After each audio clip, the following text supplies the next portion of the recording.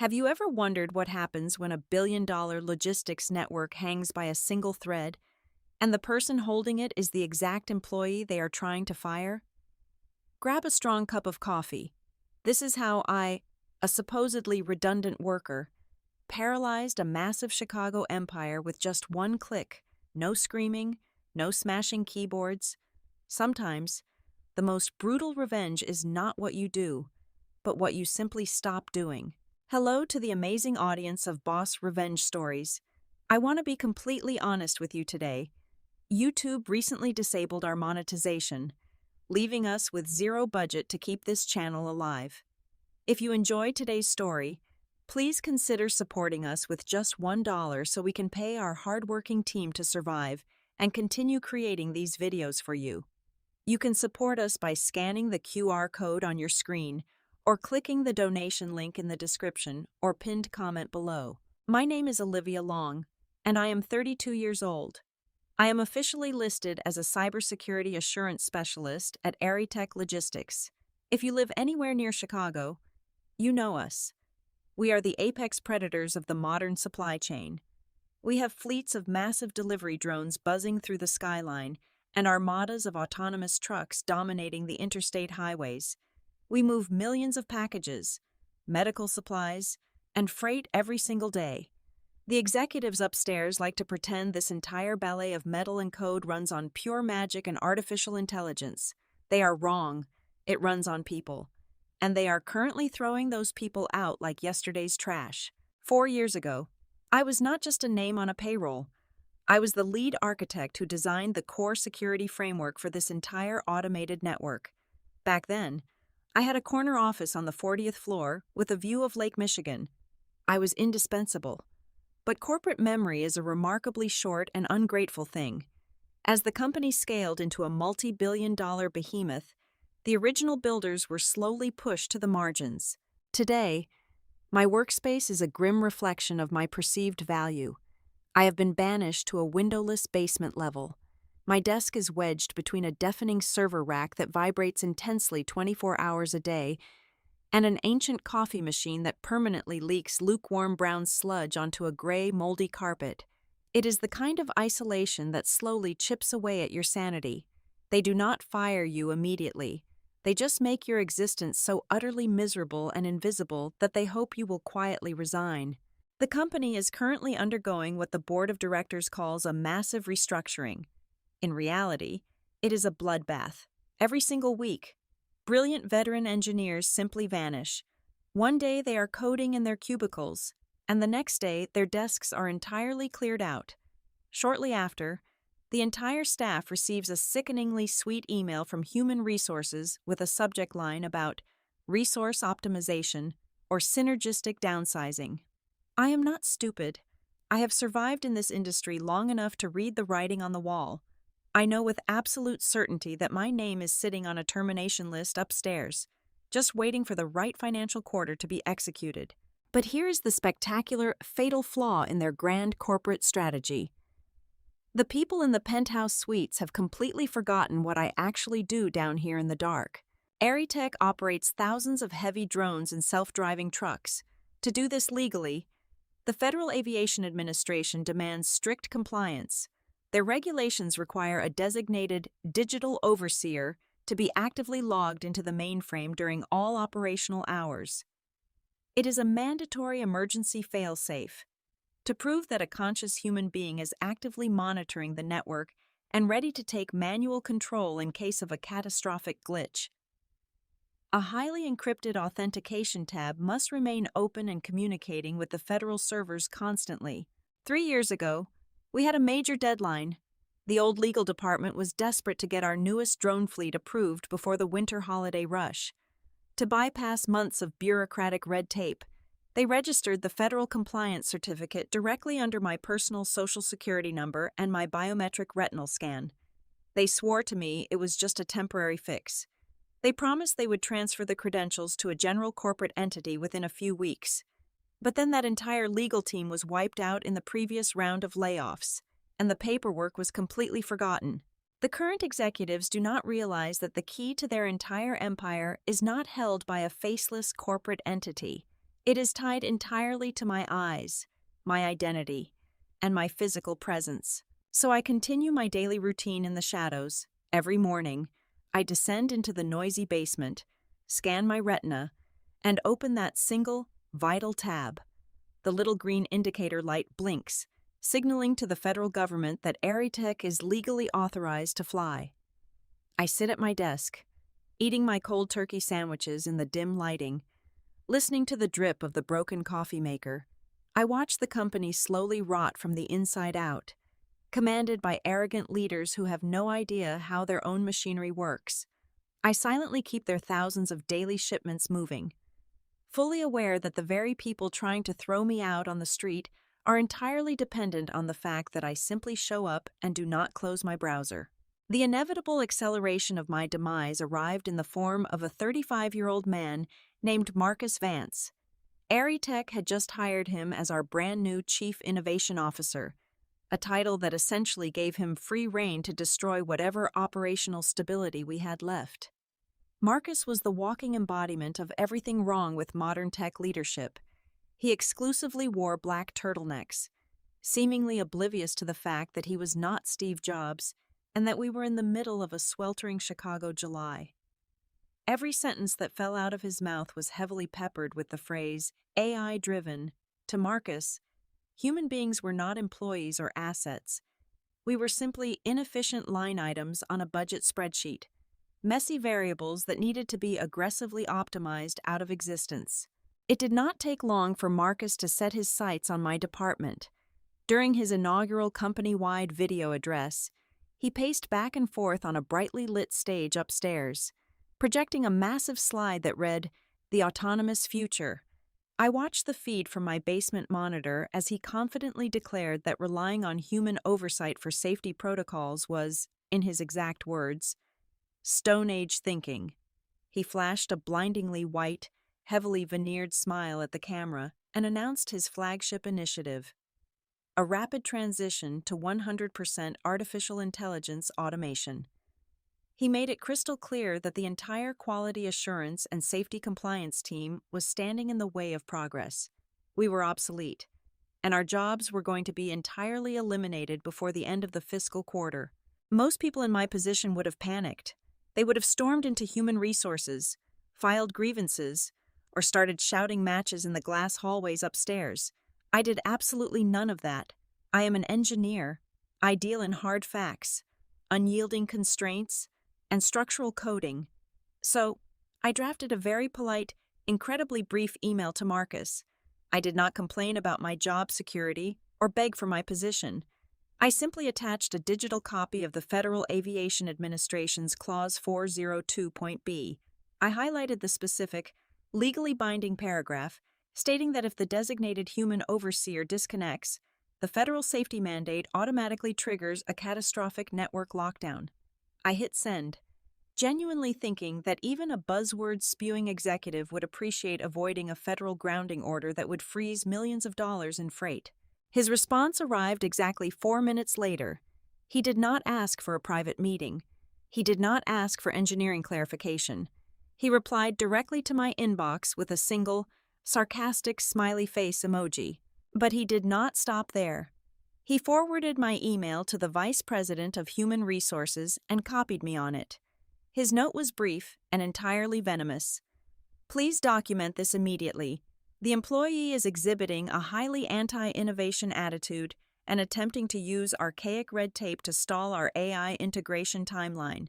Monitor her daily output. That email was the starting gun. What followed was a masterclass in the cowardly corporate art of constructive dismissal. Marcus did not have the courage or the budget to fire me outright and pay my standard severance package. Instead, he initiated a systematic, psychological campaign to make my daily existence so unbearable that I would voluntarily pack my bags and quit. It started small. My administrative privileges on the internal communication servers were suddenly downgraded to read-only. Then, calendar invites for the weekly strategic alignment meetings I had attended every Tuesday for 4 straight years, simply stopped arriving in my inbox. When I tried to log into the central development boards to review the upcoming code pushes for the autonomous trucks, my screen flashed a bright red access denied error.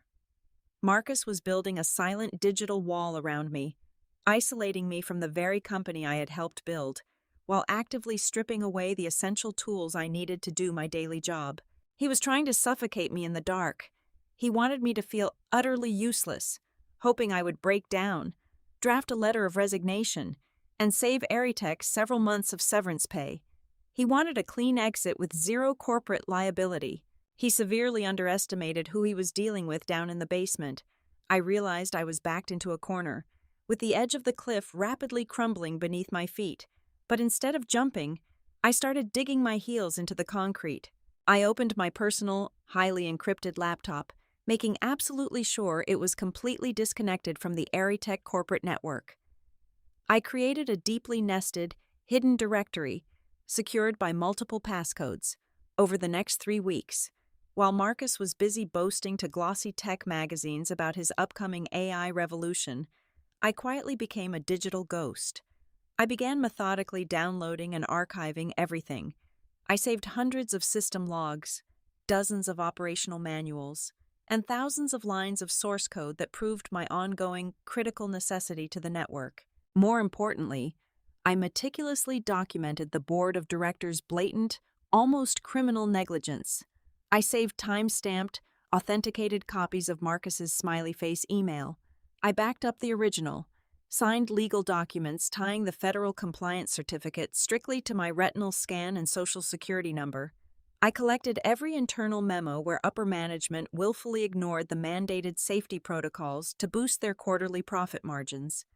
I was no longer just an unwanted employee waiting for the axe to fall. I was an archivist of their impending doom, quietly hoarding over 50 gigabytes of undeniable leverage. I sat in my noisy, miserable basement, sipping my terrible coffee, calmly gathering the heavy ammunition I would need when Marcus finally decided to pull the trigger. Marcus decided to bet the entire house on a spectacular display of corporate theater. He announced a massive, globally broadcasted livestream event that would simultaneously serve as an emergency shareholder meeting. The grandiose title of the event was The Dawn of the Human Free Era. It was a meticulously choreographed propaganda machine designed to showcase his new artificial intelligence infrastructure. In a breathtaking display of hubris, he scheduled this broadcast for 2 o'clock on a Thursday afternoon. Anyone who works in logistics knows that Thursday afternoon is the absolute peak shipping window of the entire week, a time when our network is under maximum load. He wanted the entire world to watch his algorithm handle the ultimate stress test live. At exactly 8 o'clock in the morning on the day of the broadcast, a terrified intern from Human Resources descended into my basement sanctuary. He avoided making eye contact, shoved a thick, legally branded manila envelope onto my desk, and scurried back up the stairs. Inside the envelope was a single sheet of heavy stock paper. The header read, "Complete surrender of digital oversight to artificial intelligence." The attached cover letter was not a polite request. It was a hostile ultimatum. It explicitly dictated that I must sign the surrender document immediately, pack all of my personal belongings into a cardboard box, and permanently vacate the corporate premises the exact second Marcus concluded his keynote speech. They even had the audacity to include a cheap plastic badge meant for a one-way guest exit. Panic is a luxury I simply cannot afford. I laid the document flat on my desk and booted up my encrypted drive. I needed to cross-reference Marcus's absurd demand with the strict, unyielding federal aviation guidelines I had memorized years ago. The air in the basement suddenly felt incredibly thin as the beautiful, terrifying truth revealed itself on my screen. Getting federal approval to hand over primary safety control to an artificial intelligence neural network is not a weekend project. It requires a grueling minimum of 6 months of rigorous testing, public hearings, and congressional audits. Marcus, blinded by his own ego and desperate to pump the quarterly stock price, had completely bypassed that entire legal process. If I put my signature on that piece of paper and actively transferred my personal credentials to his unauthorized algorithm, I would become legally complicit in a massive safety violation. I would be committing a severe federal crime. I would be the one going to federal prison, while Marcus would simply claim ignorance and throw me under the bus. However, the federal aviation statutes contain a very specific, carefully worded loophole regarding human operators. If a designated human overseer experiences a medical emergency, suffers a catastrophic hardware failure, or simply decides to end their session by actively logging out, the individual faces zero criminal liability. In the event of a standard, manual disconnection, the full crushing weight of the law, and all subsequent financial penalties, immediately fall upon the corporate entity operating the fleet. I did not pick up the pen.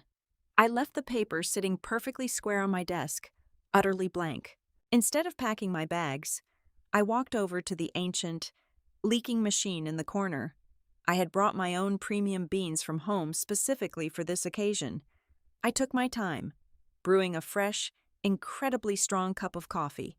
I let the rich, dark aroma fill the room, completely masking the usual depressing smell of damp, moldy carpet. It was, without a single doubt, the greatest cup of coffee I had ever made in my entire life. I returned to my uncomfortable chair and prepared the stage for the final act. I closed every extraneous application on my workstation. I minimized my code editors, shut down my internal email client, and securely locked my personal encrypted drives. I left exactly one single browser window open on my primary, high-resolution monitor. In the dead center of the screen, the Federal Aviation Authentication Portal pulsed with a steady, vibrant green light. That tiny green pixel was the only invisible leash holding back absolute, uncontrollable chaos. As long as that light blinked, exactly 5,000 autonomous delivery drones were legally permitted to occupy the commercial airspace above the city of Chicago. As long as that light blinked, exactly 2,000 heavy freight trucks were legally allowed to hurtle down the crowded interstate highways at 65 miles per hour. Above me, the corporate amphitheater was packed to the absolute brim. I could feel the muffled bass of the introductory electronic music vibrating through the cheap ceiling tiles. I pulled up the public live stream on my secondary screen and muted the audio. Marcus strode onto the stage bathed in dramatic blue spotlights.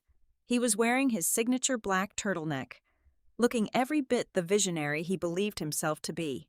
The live chat feed on the side of the broadcast was moving so incredibly fast, it was just a blur of white text. A financial ticker scrolling at the bottom of the screen showed Aeritech's stock price inching upward, climbing steadily second by second on the back of his hollow promises and shiny computer-generated graphics. Down in the basement, the atmosphere was tight, heavy, and perfectly coiled. The deafening noise of the servers faded completely into the background. I took a slow, deep breath, my finger resting lightly on the plastic edge of my computer mouse. The countdown to 0 had officially begun. On the secondary monitor, the livestream audience counter rapidly ticked past 50,000 concurrent viewers. The digital auditorium was completely packed with wealthy shareholders, tech journalists, and eager investors hanging on to every single syllable. Marcus was absolutely bathing in the spotlight. He paced across the expansive stage, raising his hands like a triumphant orchestra conductor. His voice, amplified by the state-of-the-art sound system, was dripping with suffocating smugness. Right at this very minute, we are officially eliminating the final, obsolete oversight protocols, Marcus announced, his enormous face projected onto the 50-foot screen behind him. We are shedding the heavy, slow skin of human error and fully embracing the flawless logic of the algorithm. He paused, letting the carefully manufactured applause wash over him. Then, he decided to go for the ultimate theatrical flourish. He wanted a human sacrifice to consecrate his new digital altar. The rusted intercom speaker bolted to the concrete ceiling of my basement suddenly crackled to life. Marcus had intentionally patched the internal public address system directly into the global live stream feed. He wanted the entire world to witness his absolute dominance. Olivia Long, his booming voice echoed through the damp room, bouncing off the vibrating metal server racks. He said my full name slowly, tasting the cruelty of the moment. I need you to officially step back and make way for the future. Power down your obsolete station. Upstairs in the glass towers, the entire corporate workforce collectively held their breath. Thousands of employees were glued to their screens. They were practically salivating for a meltdown. They fully expected a dramatic, tearful outburst. They waited for me to furiously grab my microphone, to scream obscenities, to beg desperately for my paycheck, or to launch into a bitter, unhinged rant about my years of unappreciated loyalty. They wanted a pathetic viral clip they could share in their private group chats. Down in the windowless depths, there was no righteous fury. There were no tears of defeat. My face remained entirely expressionless, a mask of cold, hard concrete.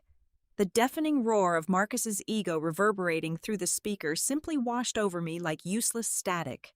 I did not reach for the microphone. I did not utter a single syllable of protest for his captive audience. Instead, I simply reached out and placed my right hand over my computer mouse.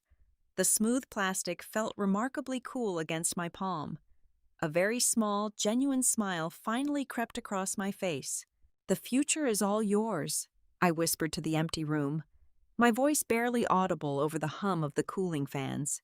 Time seemed to stretch, slowing down to a glacial crawl. I stared at the main monitor. I focused entirely on the small, white arrow of my digital cursor resting in the center of the screen.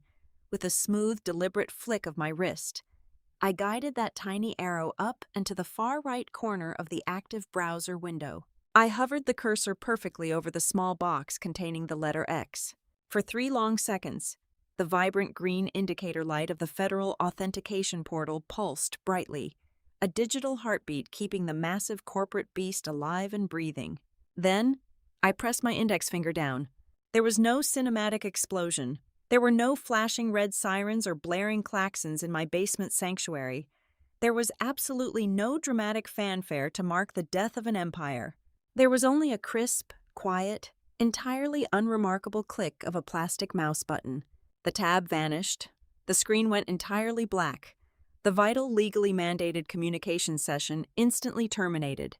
Without hesitating for even a fraction of a second, I reached down below my desk, grabbed the thick black power cord connecting my workstation to the wall outlet, and yanked it out with a single, forceful pull. The machine died immediately. The glowing biometric scanner faded into dark, useless glass. The singular human signal keeping the autonomous fleet legitimate was permanently erased from the federal radar.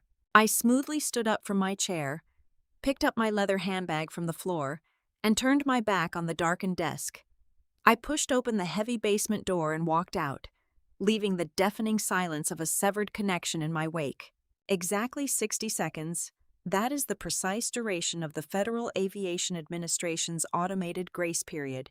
For 1 single minute after my connection severed, the central mainframe waited for a reconnection ping, assuming a temporary network flutter. During those 60 seconds, Marcus continued to parade across the brightly lit stage, completely oblivious, soaking in the adulation of the shareholders, entirely unaware that he was a dead man walking. Then, the grace period expired. The federal servers registered a permanent loss of the human overseer. Instantly, the mainframe executed the absolute safety mandate. It triggered what the engineers internally called the drop protocol. It started right behind Marcus on the massive, high-definition auditorium display. The gorgeous, sweeping digital map of the Chicago metropolitan area, which had been glowing with thousands of beautiful, synchronized green flight paths, suddenly froze. A collective gasp rippled through the live audience as every single green line violently shifted to a blazing, warning red. Out in the real world, the sky literally fell.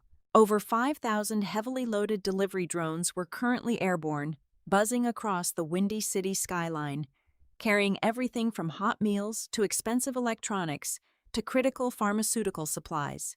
When the drop protocol engaged, their navigation brains were instantly wiped of their destination coordinates and replaced with a single, overriding federal command: land immediately.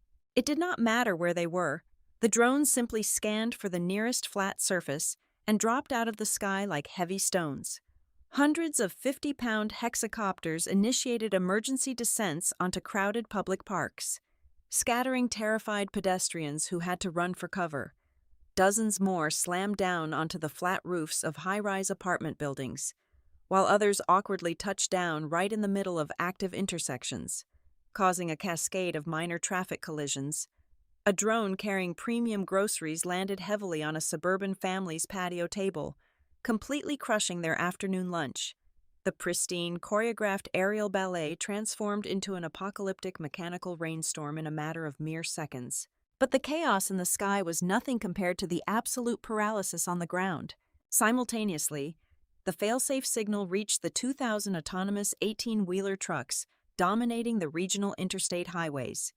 At 65 miles per hour, their artificial intelligence systems received the federal lockdown order, by law, without active human oversight. A commercial autonomous vehicle cannot move another inch. The trucks did not safely pull over to the shoulder.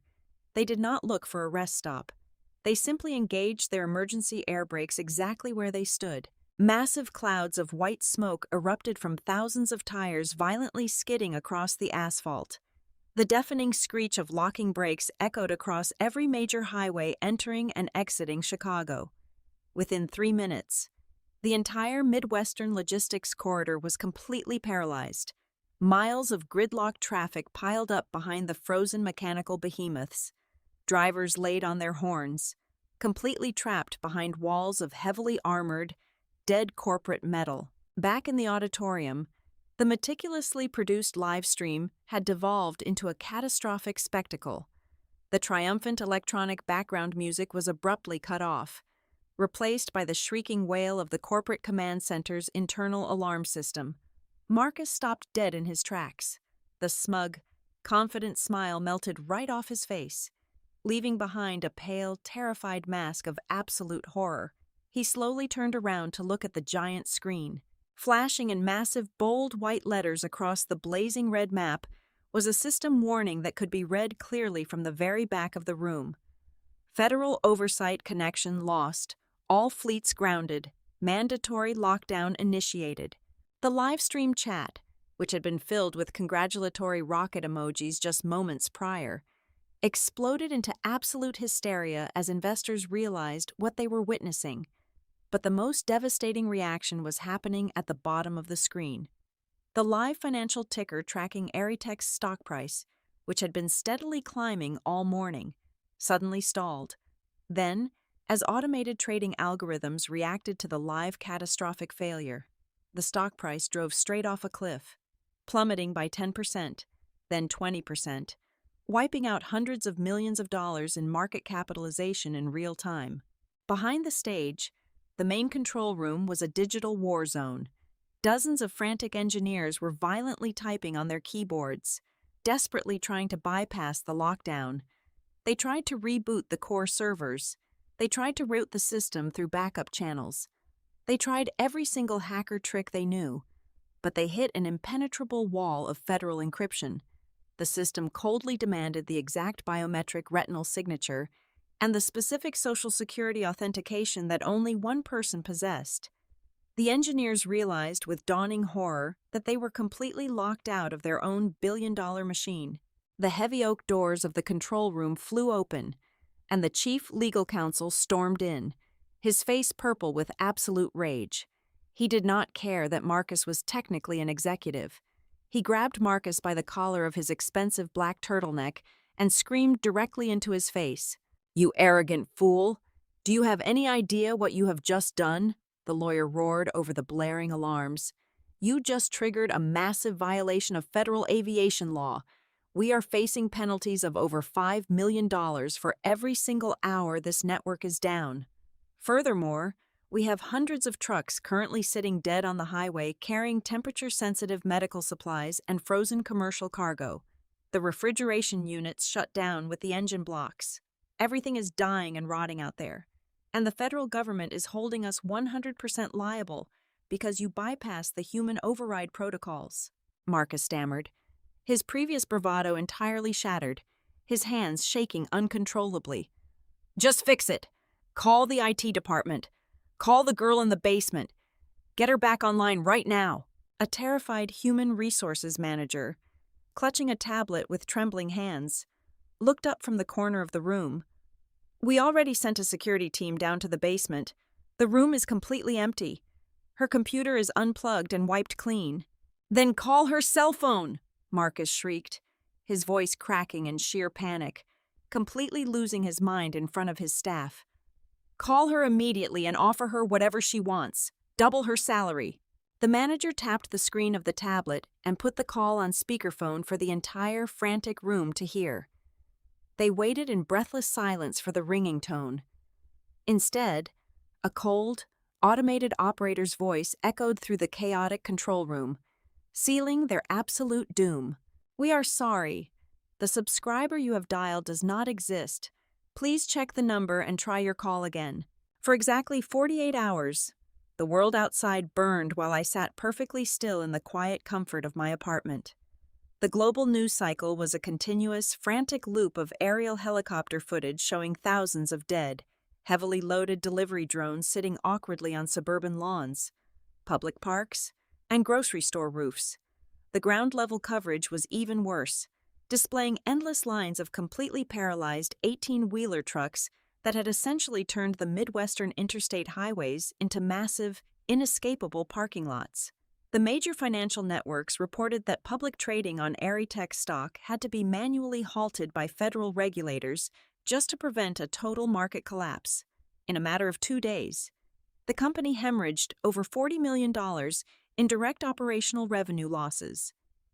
That astronomical figure did not even begin to cover the impending avalanche of federal aviation fines, highway obstruction penalties, and the inevitable class action lawsuits from furious corporate clients whose perishable goods were currently rotting inside deactivated cargo bays.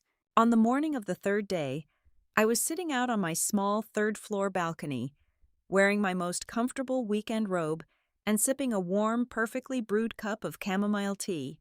I looked down at the street below and watched a sleek, heavily armored black sport utility vehicle pull up abruptly to the curb. The chief executive officer of the entire Aeritech Corporation stepped out onto the cracked neighborhood sidewalk. He was accompanied by a small, visibly panicked army of corporate lawyers clutching heavy leather briefcases. Trailing pathetically behind them all was Marcus. Marcus looked exactly like a man who had not slept, eaten, or showered since his disastrous public live stream. His signature black turtleneck was stained and wrinkled, and his face was the sickly color of wet ash. They did not even bother ringing the lobby buzzer. They had the building superintendent forcefully unlock the main door, and just seconds later, they were aggressively pounding on my apartment door. I took one last, slow sip of my tea, walked inside, and opened the door just wide enough to lean comfortably against the wooden frame. "Olivia, thank God you are actually here," the chief executive officer gasped, completely abandoning any standard professional pleasantries. He was practically hyperventilating, his custom-tailored suit dark with nervous sweat. "We need you to log back into the mainframe immediately. Name your price right now. We will double your old salary. We will give you a corner office on the top floor. Just make this absolute nightmare stop." Before I could even formulate a response, Marcus forcefully pushed his way to the front of the group. His overwhelming fear had temporarily mutated into desperate, cornered rage. "You are going to federal prison for this," Marcus screamed, pointing a violently trembling finger inches from my face. "This is deliberate industrial sabotage. We are going to sue you for every single penny you will ever make in your entire life. You intentionally crashed the entire logistics network."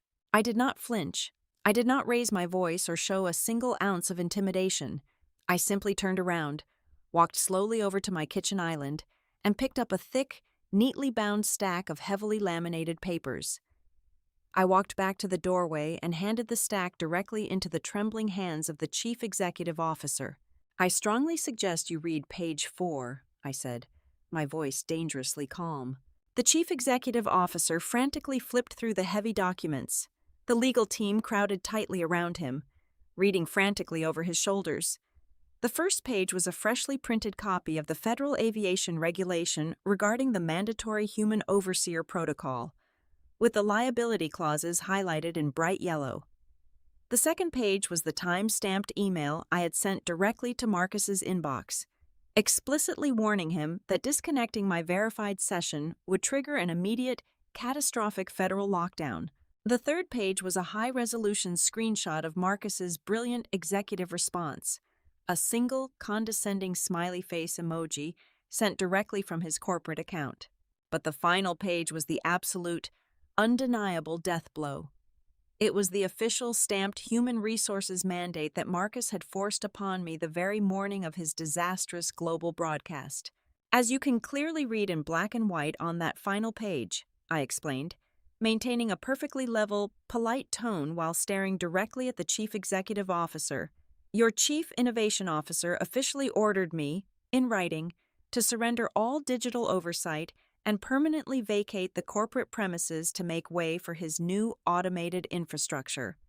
I realized that keeping the federal authentication tab open against his direct documented orders would be a severe case of corporate insubordination. So, I simply followed my superior's directives to the exact letter. I logged out, closed the browser, and I went home. The Chief Executive Officer stared blindly at the paper, his jaw practically hitting the floor. He slowly turned his head to look at Marcus. The look in the executive's eyes was pure, unadulterated corporate murder. Marcus tried to open his mouth to defend himself, but absolutely no words came out. He was completely trapped in the inescapable prison of his own documented arrogance. I am not an employee of Aeritech anymore, I continued, folding my arms comfortably across my chest. I do not want my old job back in the basement. I do not want a corner office upstairs. However, I am willing to offer my exclusive services to resolve this current massive crisis. I will reopen the federal authentication portal right now, but I will only do it as an independent emergency crisis consultant. The lead lawyer stepped forward, frantically pulling a heavy gold pen from his jacket pocket. What are your exact consulting terms, Miss Long? I looked him dead in the eye and delivered the final strike. My consulting fee is exactly $5 million, paid immediately via direct bank wire transfer. In addition to the cash up front, I require exactly 1% ownership equity in the entire company, fully vested upon signing. And finally, before I touch a single keyboard, Marcus Vance will sit down right now, draft a public letter of apology to the entire staff for his gross incompetence, and then he will personally pack his belongings and permanently leave the building today. There was a moment of absolute, stunning silence in the narrow hallway. $5 million and 1% equity was an astronomical, unheard-of ransom, but compared to the $40 million they had already bled out, and the total impending destruction of their entire business model, it was the greatest bargain of the century. "Done," the Chief Executive Officer whispered, his voice completely hollow and defeated. They did not even wait to drive back to a proper office. The frantic lawyers hastily drafted a legally binding consulting agreement on a yellow legal pad right on the hood of their armored sport utility vehicle parked heavily on the street below.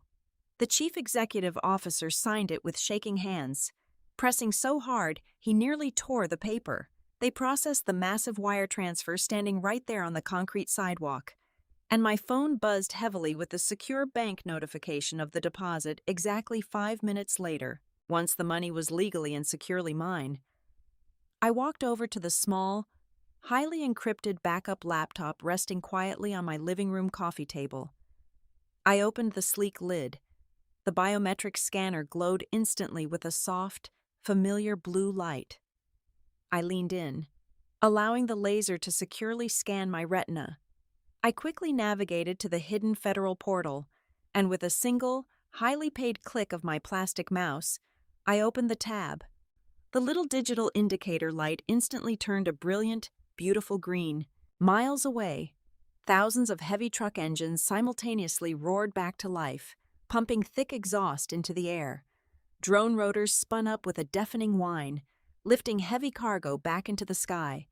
The completely paralyzed logistical arteries of the Midwest began to flow once again. I closed the laptop and walked slowly back to the front door. The chief executive officer and his team of lawyers were already rushing frantically down the stairs to manage the massive public relations recovery effort. Only Marcus remained standing alone in my hallway.